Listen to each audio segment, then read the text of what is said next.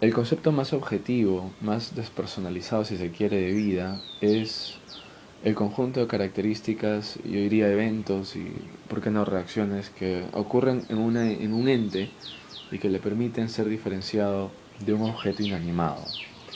Si ponemos, por ejemplo, una roca y al lado una hormiga, la hormiga, pues, eh, la hormiga presenta una serie de características que le permite ser diferenciada de la roca como un ser inanimado.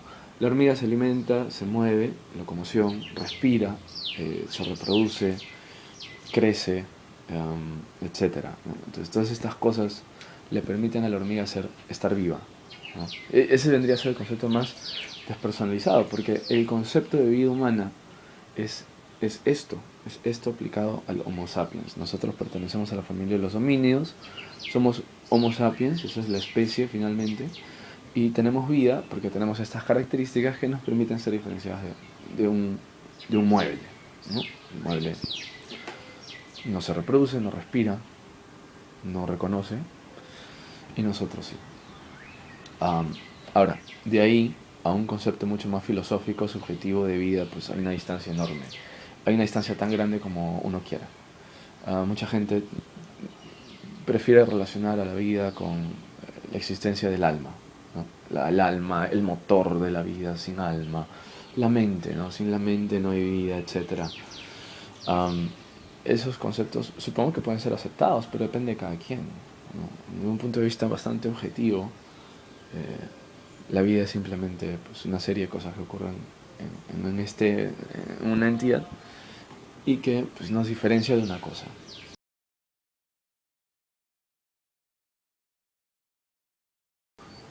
Nuevamente el concepto más objetivo y despersonalizado de lo que es esperanza de vida, o también llamado expectativa de vida al nacer, es un cálculo estadístico. Es la relación que existe entre la cantidad promedio de años que vive una persona y la población, ¿no? En la cual se desenvuelven. Es decir, el tiempo que vive una persona en su población, ¿no? En promedio, en promedio. Eso es básicamente esperanza de vida. Um, es, pero creo que el concepto individual, subjetivo, dista mucho de esto, ¿no? El concepto que las personas pueden tener de lo que es una expectativa de vida, que tiene que ver más o menos o que tiene que ver, creo yo, con los sueños, con los deseos, con, con la intención que tiene una persona para con su descendencia o para con el resto de gente, con sus amigos, con su familia, etcétera. Eh, en ese caso, a mí me gustaría decir que una esperanza de vida es una intención muy bonita, ¿no? Es una intención muy bonita y uno tal vez puede hacer cosas para, para que estos sueños se cumplan, ¿no? Si alguien tiene familia, pues tiene una intención de que, de que esta persona, pues en el futuro, a lo largo de su tiempo de vida, pues tenga éxitos, le vaya muy bien, sea feliz, etcétera, ¿no? Y cuente en la sociedad, no solamente sea una más. Entonces, todas estas cosas son muy bonitas, ¿no? Qué lindo. Tiene toda una vida por delante. Tendrá oportunidades para que se desenvuelva, se desarrollará y será alguien importante, etcétera. Y esa es una expectativa de vida. Um, y a mí me gustaría decir que esto no tiene que condicionar la vida, ¿no? Porque siendo un sueño, siendo un deseo, siendo una intención, no necesariamente es verdad. No necesariamente se va a cumplir y no puede considerarse, pues, a la hora de decidir sobre la vida de otra persona, no debe ser una obligación. Mi expectativa para con alguien puede ser una y la persona en cuestión puede tener otros deseos distintos. Y no deberíamos por qué forzar a alguien a ser lo que no quiere ser si yo quiero que esa persona sea otra cosa.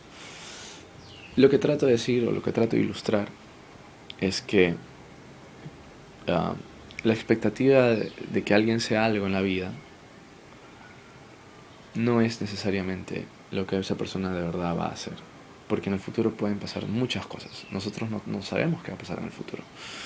pueden pasar muchas cosas, siempre hay giros inesperados y también, por supuesto, hay situaciones en donde está, donde los sueños se cumplen, donde las expectativas pues se hacen realidad y a uno le sale lo que planeó, pero a veces no.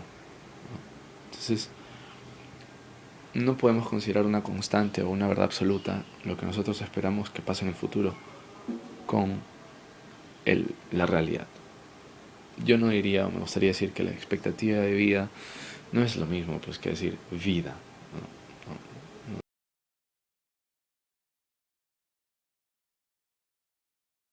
Es muy complicado. No es complicado. No es complicado definir en qué momento empieza la vida humana. Creo que lo que es difícil es aceptar que la vida empieza en la concepción, pero que a la vez uno puede estar de acuerdo con interrumpir un embarazo. Voy a, voy a tratar de explicarme. Tal vez la pregunta no es en qué momento empieza la vida humana, o en qué momento empieza la vida, sino la pregunta podría ser en qué momento empieza la vida de un ser humano, en qué momento empieza la vida de un individuo. ¿No? Nosotros somos individuos, cada uno es un individuo que forma parte de la especie humana. Entonces, ¿en qué momento empieza la vida de uno? ¿Qué nos da la característica de ser individuales, de ser una persona? Es nuestro ADN. Nuestro ADN nos diferencia del resto. Por tener un ADN único, entonces nos da nuestra característica de individuo. ¿En qué momento se forma nuestro ADN? Es en la concepción. Dos gametos, dos células que tienen miti ADN cada una, se juntan y sale un nuevo código genético que le da al producto su característica de individuo. Ese blasto ese producto es distinto a, a, a su ascendencia, ¿no? Es un código genético único. Y eso ocurre en la concepción. A partir de ese momento podríamos decir que empieza la vida de un nuevo ser humano. Ahora, no es que la vida termina, y empieza de nuevo, porque siempre hay seres vivos, ¿no? Simplemente es la vida que continúa en un nuevo individuo. Y no quiero decir desgraciadamente, ni quiero decir que me contradiga o algo por el estilo, pero quizá podríamos decir tranquilamente, sin temor a equivocarnos, que la vida de un nuevo ser humano empieza en ese momento, en la concepción, ¿no? Es un nuevo ser con un código genético distinto al de la madre y tiene sus propias características que le dan el derecho a tener una vida. Tiene vida. Como que para mí es difícil hacer esta definición, porque después uno tiene que enfrentar el hecho de que tal vez está de acuerdo con que la vida podemos decir que se acabe en un momento. Pero es que no hay que ser tan simplistas, ¿no? Ya entraría en otra pregunta.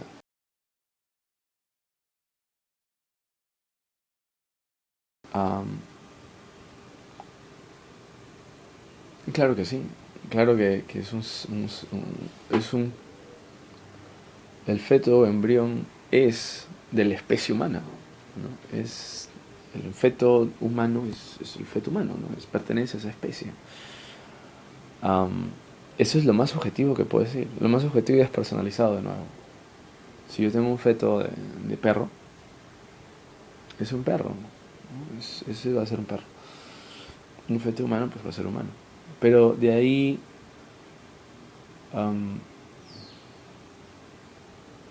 deberíamos complicarnos más a la hora de decidir sobre interrumpir un embarazo o no. La discusión tiene que ser un poco más compleja que solamente decir ese feto es humano, es un ser humano. Pero técnicamente lo es un ser humano. El desarrollo del feto le va a permitir adquirir características que solamente poseen los humanos. Podríamos también decir que en las formas más juveniles los embriones pues se parecen bastante a todos, ¿no? Un embrión de ratoncito es muy parecido a un embrión de ser humano, ¿no? Y después se desarrolla y se va diferenciando. Cada feto y cada embrión se va diferenciando en su feto y en su forma eh, completa, digamos, de una manera diferente. Pero si la pregunta va a ser así, ¿es el feto o embrión de un ser humano? Pues sí. Ahora, el papel que juega este ser humano en la sociedad, hay unas diferencias terribles, pues es una diferencia enorme a decir que, que este embrión eh, en la sociedad, en la civilización, pues juega un papel. No creo que juegue un papel. No es nadie, digamos, no es alguien en la sociedad. Y es tanto como alguien lo quiera considerar. Si su madre quiere considerar que este embrión pues va a ser alguien y ya es alguien y le quiere decir te quiero aunque no te conozco, o feto, o embrión, yo te amo aunque no te conozca y te daré todo el amor, tiene todo su derecho la madre. Pero eso no lo hace alguien en la sociedad, porque no juega ningún papel, no ha hecho nada. Digo, ah, ¿no? Pero eso es muy diferente a decir que en efecto el embrión es un ser humano. Son conceptos diferentes, es una, punto de vista, una forma de verla objetiva y la otra es una forma de verla más subjetiva y que se mete con el pensamiento humano que entiendo que debe ser respetado, ¿no? Pero hay una discusión detrás de todo eso, hay una discusión que tiene que hacerse, que tiene que hablarse, que tiene que conversarse y no solamente ser simplistas.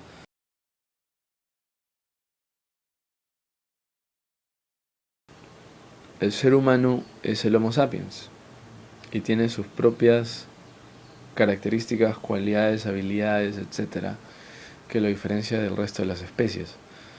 Pero creo que lo más importante es que nosotros somos la única especie pues, que tiene esta capacidad de razonar. Eh, Somos seres racionales y por ende nuestro eh, el reto social, el reto de ser una sociedad y de mantenernos unidos, en lugar de verse beneficiados, parece que se hubiera complicado, porque a todo lo vamos a cuestionar, es difícil para nosotros ponernos de acuerdo y nos gusta inventar cosas. Y la vida se hace más complicada en lugar de ponerse más sencilla, cuando así debería ser. La evolución obedece a eso. Este, pero bueno, eh, básicamente, de una manera muy sencilla, somos humanos porque podemos racionalizar.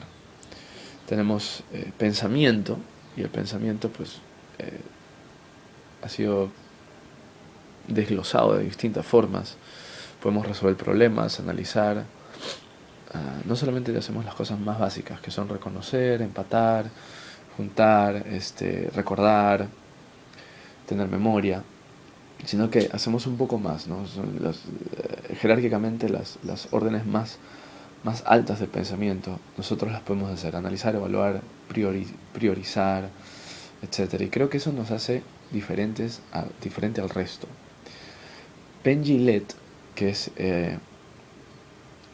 este ilusionista, que es un charlatán de profesión y que se gana la vida hablando, que trabaja con Teller, son dos ilusionistas, dos magos, Penn y Teller, ¿no? Penn Jillette dice que el ser humano debería ser considerado en el momento en que tiene todas sus capacidades mentales bien desarrolladas. Una vez que el hombre puede tener criterio y puede desarrollarse gracias a su criterio y es totalmente independiente, entonces debe ser un ser humano. De un punto de vista social, en la sociedad empieza de verdad a contar, a hacer diferencia o a estar de sobra, ¿no? Eh, no quiero decir que comparto o no, pero me parece bastante interesante.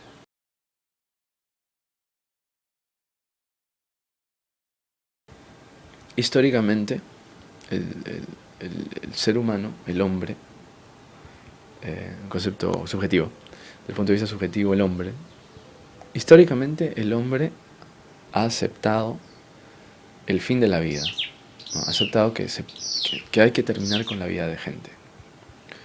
Y creo que el ejemplo más típico son las guerras, ¿no? En una guerra, en una batalla, se considera heroico acabar o puede ser considerado heroico, acabar con la vida de alguien, sobre todo si es en defensa de la vida de uno. Um, y en defensa de un concepto abstracto que es la patria, ¿no? En defendiendo la patria, defendiendo la libertad, acabó con los enemigos, cosas así. Las guerras pues, aceptan el fin de la vida. Entonces creo que históricamente hay excepciones y se pueden trabajar más excepciones.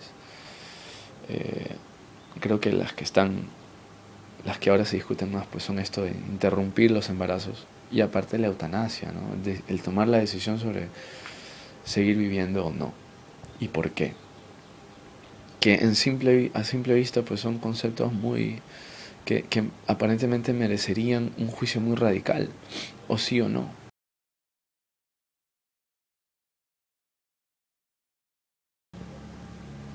Cuando el embarazo se ve interrumpido, no solamente es expulsado el producto, sino eh, la capa más superficial del interior del útero, ¿no? Todo lo que era endometrio, donde iba a estar la placenta, ¿no? Okay. Todo esto tiene que ser expulsado, ¿no? Tiene que quedar muy limpiecita la superficie uterina, la superficie interna del útero, tiene que quedar muy limpiecita para, con otro ciclo menstrual, pues ser fertilizada de nuevo para recibir otro, otro producto, digámoslo así. Cuando no se expulsa correctamente todo, pues eso que queda adentro, o bien puede haber un sangrado continuo que demore en terminar, y aparte, eso que queda adentro es caldo de cultivo para bacterias, ¿no? Bacterias que pueden ascender, ¿no? Desde los genitales externos ascienden y se puede producir una gran infección en esa área. Un aborto terapéutico, un procedimiento quirúrgico para interrumpir el embarazo, eh, digamos que garantiza, ¿no? Que haya una buena limpieza del útero. Se realiza con una cureta, muchas veces, ¿no? Ahora existen nuevas técnicas que es con aspiración, pero una técnica conocida, popular, es la de la cureta, ¿no? Imaginemos un bowl donde tenemos puré y queremos sacar el puré con una cuchara y tenemos que asegurarnos que no quede nada de puré en el bowl. Entonces es igual, vamos sacando lo que queda dentro. Sin embargo hay riesgos, ¿no? Sobre todo cuando hay errores técnicos. A veces la cureta tiene forma de cuchara y a veces por un error del médico. No quiero decir porque, digamos, falta de experiencia, falta de habilidad, etcétera, por lo que sea, pues se atraviesa el útero. Se rompe, se atraviesa el útero y se produce una lesión y un sangrado profuso. El aparato reproductor femenino goza de gran irrigación sanguínea. Cualquier lesión, sobre todo estructural, conlleva lesiones vasculares también. Hay sangrados profusos difíciles de contener. Se pone en riesgo la vida de la madre por el sangrado, pero también se ponen en riesgo los órganos reproductivos. Entonces, si la mujer no muere, ¿no? Si no hay muerte de la madre, a veces se pierden los órganos, ¿no? Se infartan porque son privados de sangre y hay que sacarlos, ¿no? Quisiera decir que como cualquier procedimiento quirúrgico, cuando se practica de una manera adecuada, cuando se realiza de una manera adecuada, en un ambiente apropiado, con higiene, con tranquilidad, pues cada vez que se hagan más, se hacen mejor, ¿no? Y supongo que aquello explica por qué una vez que se despenalizaron los abortos en Estados Unidos, pues la cantidad de muerte materna disminuyó prácticamente a cero, ¿no? No es que paulatinamente y poco a poco, pues la muerte materna fue descendiendo poco a poco, sino que se anuló totalmente una vez que se despenalizaron, porque las prácticas abortivas ya eran higiénicas, eran hechas en un lugar apropiado, en un ambiente apropiado, etcétera.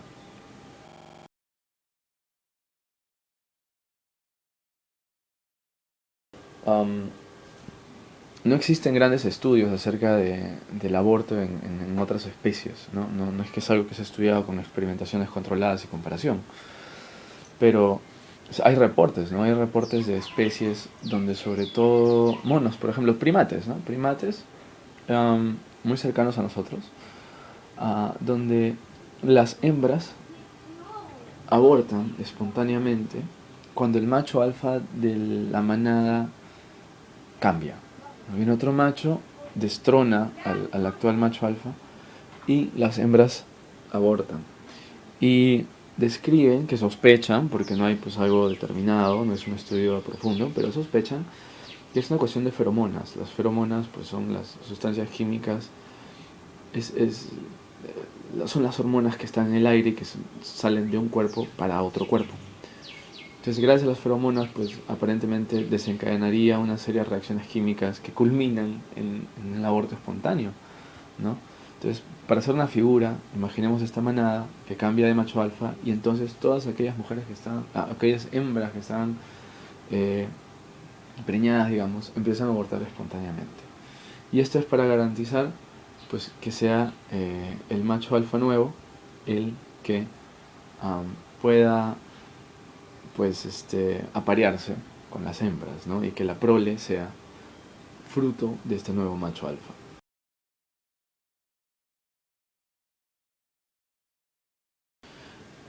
Quiero regresar a lo anterior. Habíamos dicho que hay cuestiones y hay preguntas que nos hacemos o hay temas que se discuten que aparentemente merecen un juicio radical. Cuando hablamos sobre todo de interrumpir una vida, de terminar la vida, o con terminar la vida de alguien, o de un ente vivo, por decirlo así, aparentemente es muy sencillo decir, está bien o está mal. ¿No? Eso está bien, esto debemos hacer, esto no, bajo ningún concepto. O sea, un juicio bastante radical. Terminar con la vida está mal, debemos sí dejar que la vida continúe, etc. Pero la realidad es que eh, las circunstancias en las cuales nos enfrentamos por nuestra realidad, la realidad de nuestra civilización, de nuestra sociedad, nos lleva a hacernos preguntas, ¿no? A hacernos preguntas hasta cuándo está bien, hasta cuándo está mal. Quizá en esta situación sea lo mejor, y por qué, y en esta situación no, y por qué no, y así. Entonces, las preguntas se levantan por las cosas que hacemos y por cómo pensamos. Penalizar el aborto no lo detiene. Penalizar, darle una pena a la persona, y privarle de su libertad tal vez por, por realizarse un aborto, no detiene a la gente de hacerlo. Lo que hace es la gente es hacerlo a escondidas. Y eso es una realidad que lo sabe todo el mundo, que lo sabe la gente que está en contra, ¿no? Pero lo pasan por alto. O tal vez para ellos, o para ciertas personas, existe la esperanza de que al final la gente se dé cuenta de que no necesitan hacerlo, o quieren que la gente razone de que no necesitan hacerlo. Pero eso no pasa, ¿no? La gente tiene distintas formas de pensar, tiene el derecho a pensar de manera distinta y tiene el derecho a que sea respetada su forma de pensar. Ese ente vivo del cual estamos hablando depende de la vida de la madre, en su concepto objetivo. Si la madre deja de vivir, el niño o el feto o el embrión muere. Hay preguntas y cuestiones que son tan incómodas como decir, bueno, bajo esa descripción, una vez que nace el niño, con un año, también depende de la madre. Entonces, es muy incómodo hablar de esto, es muy incómodo. Entonces, se entiende que sea tan difícil llegar a un acuerdo. Pero la realidad es que por lo menos tenemos que sentarnos a conversar y, y, y regular esto, que la realidad es que la gente lo está haciendo, lo hace sin las condiciones apropiadas, lo hace a escondidas. No solamente físicamente hay un riesgo psicológico, familiar, las repercusiones son enormes. Que bien, los problemas físicos, psicológicos y familiares no van a terminar si es que también se regula, ¿no? Serán otros, pero el abordaje de los problemas será mucho mejor, mucho más sincero, mucho más efectivo, y los problemas, al ser abordados de una mejor forma, pueden tener una solución mucho más real, ¿no? Entonces, debido a nuestra realidad, a la realidad de nuestra sociedad y nuestra civilización actual, necesitamos dejar de penalizar el aborto y empezar a legislar y a regular para que pueda ser realizado con el menor riesgo para la madre, que es la entidad que cuenta en la sociedad. Ella tiene criterio, ella piensa, ella puede decidir, ella es la que hará la diferencia. La madre es la que hace la diferencia en la sociedad en ese momento, ¿no?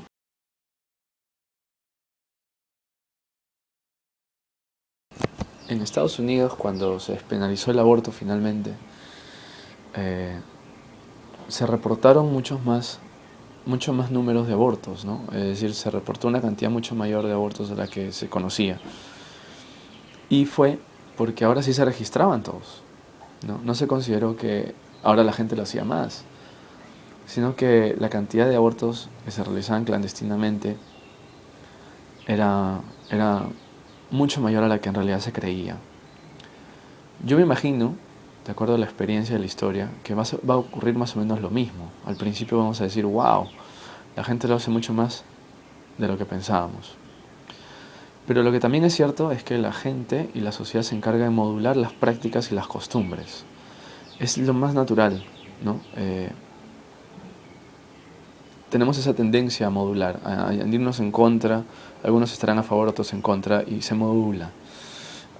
No creo que una mujer desee enfrentarse o tener que enfrentarse al dilema de tener que someterse a un procedimiento abortivo o no. O sea, yo no creo que una mujer diga, quiero quiero tener que decidir, un día quiero tener que decidir si es que voy a abortar o tener un niño.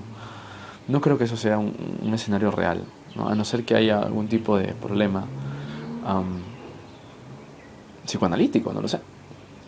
Pero um, no creo que eso sea algo normal. Creo que una mujer, si se embaraza, pues es porque tiene que ser madre. Lo que sí habría que hacer es encargarnos de disminuir la cantidad de embarazos no deseados. Creo que eso es clave aquí. Si nosotros disminuimos la cantidad de embarazos no deseados, reducimos la cantidad de veces que una mujer tiene que enfrentarse al dilema de tener que someterse a un aborto o no. Y eso es lógica, supongo yo.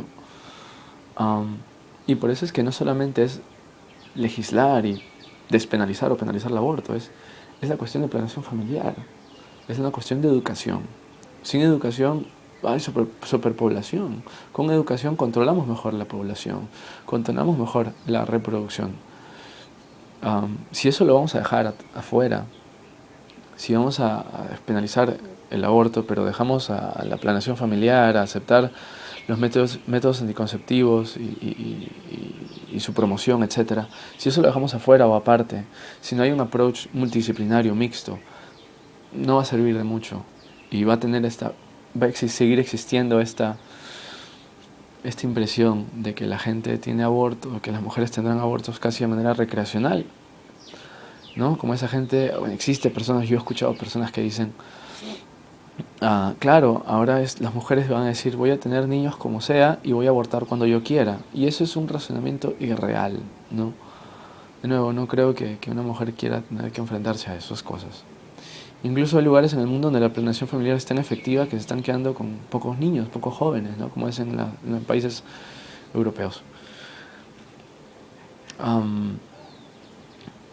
No es tan sencillo, ¿no? Como decir despenalizarlo o penalizarlo, que siga penalizado y regularlo y legislarlo. No es tan sencillo. Es que si de verdad vamos a despenalizarlo es por algo, es porque queremos disminuir la cantidad de embarazos no deseados y disminuir el riesgo de muerte materna también, ¿no? Y creo que eso sería la consecuencia final de la modulación de la sociedad. Si la sociedad de verdad se enfrenta a esos problemas de una manera real, de una manera responsable, sin prejuicios, sin creencias, sin dogmas, si de verdad el approach es así sincero, abierto, y real, de acuerdo a nuestra actualidad, a nuestra civilización, a nuestra sociedad como la conocemos, entonces la modulación de la sociedad será eso. Nosotros nos vamos a encargar de que las mujeres con educación decidan y tengan total control sobre cuándo o no quieren tener un hijo o una hija. Y si es que ocurre, sea un accidente, sea producto del error estadístico que existe en los métodos anticonceptivos, que un embarazo no deseado de verdad sea parte de ese error estadístico y entonces tenga que enfrentarse a ese dilema y ella tendrá la decisión si quiere hacerlo o no, si quiere someterse al procedimiento abortivo o si quiere enrumbarse a la aventura y al deseo y al sueño de muchas mujeres, que es ser madre, ¿no? Y que es algo maravilloso. Am, pero si muchas de estas cosas se la dejan al azar, si la mujer se siente obligada a que tiene que hacer estas cosas, am, y que tiene que hacerlas escondidas, entonces no podemos esperar mucho, ¿no? Mucho bienestar real.